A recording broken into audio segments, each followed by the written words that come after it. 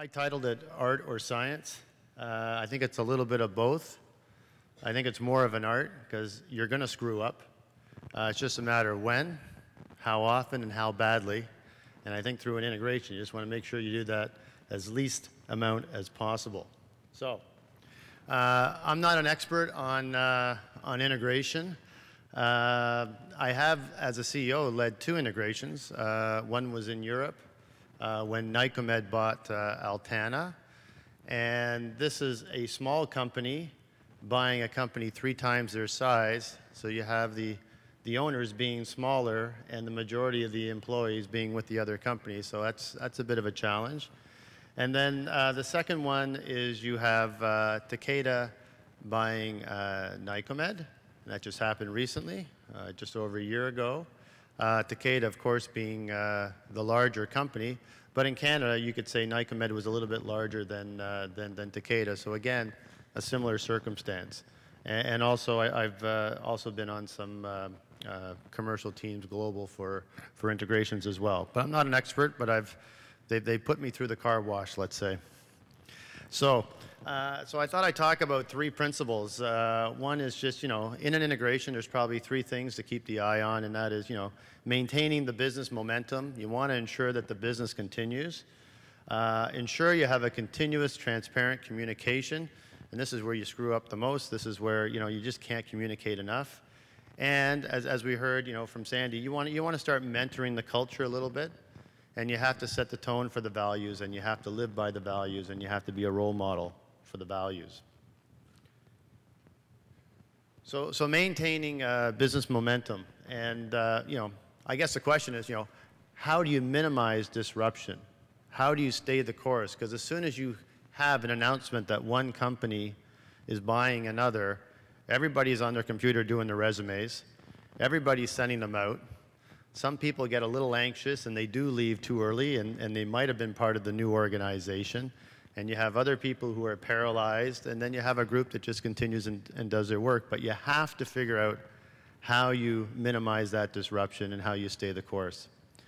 And how to maintain continuity with the customer. You don't want too much change happening at the customer level, and you have to ensure that when you're in the field that's happening. As a CEO, what happens is you get focused on the integration and you start moving away from the business. But one of the things you have to do is you have to still ask the questions and get into the business and making sure that people are executing, because if you lose sight of it, they lose sight of it. So you still got to find time for that, and asking the questions is the way to do it.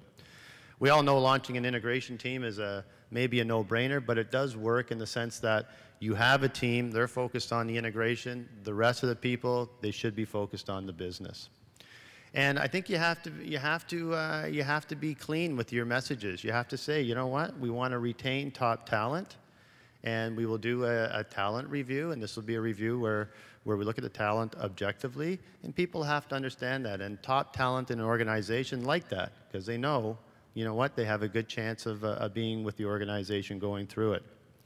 And it's really, really critical to select the critical roles early, and sometimes you need to put in retention programs to keep those people engaged so that they don't get itchy and start working on their resumes.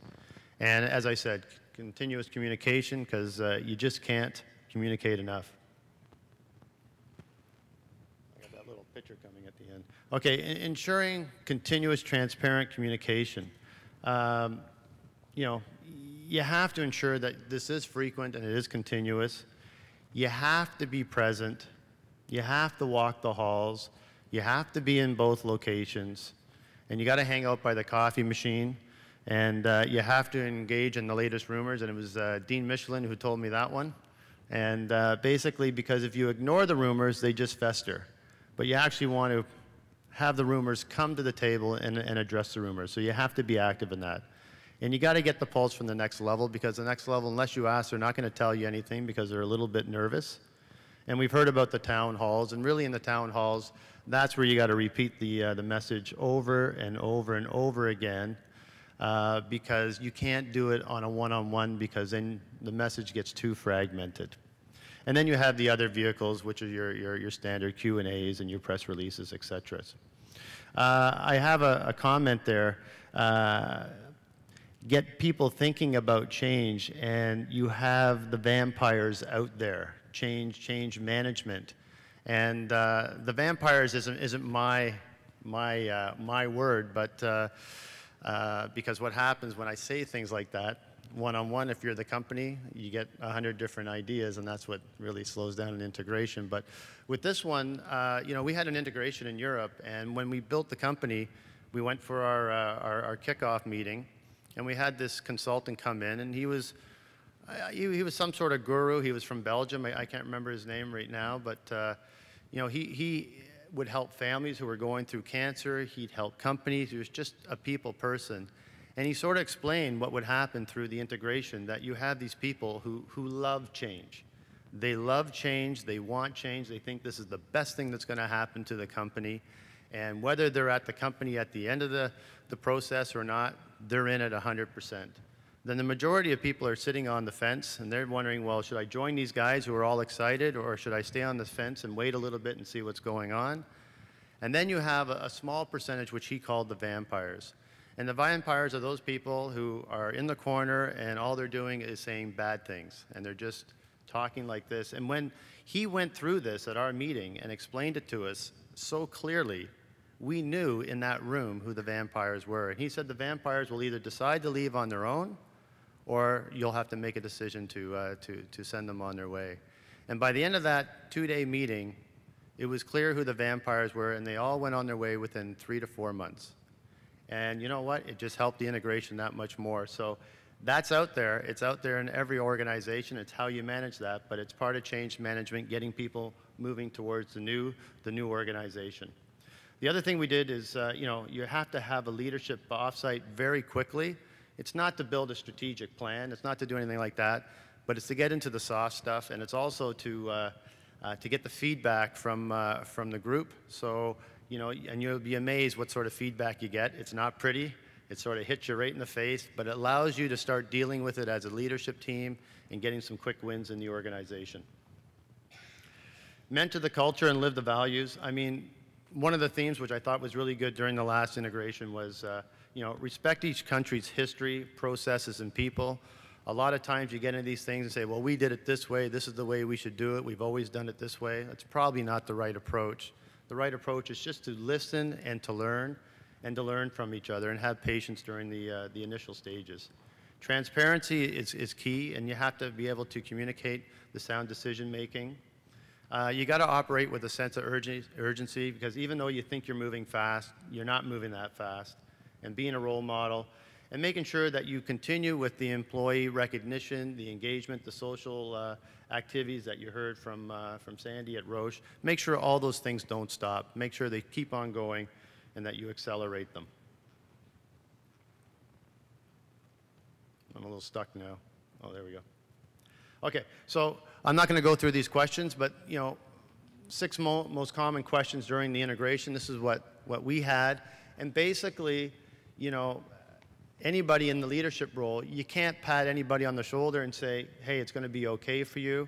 The only thing that you can do is communicate the process, and what people want to know is the process. They want transparency around the process.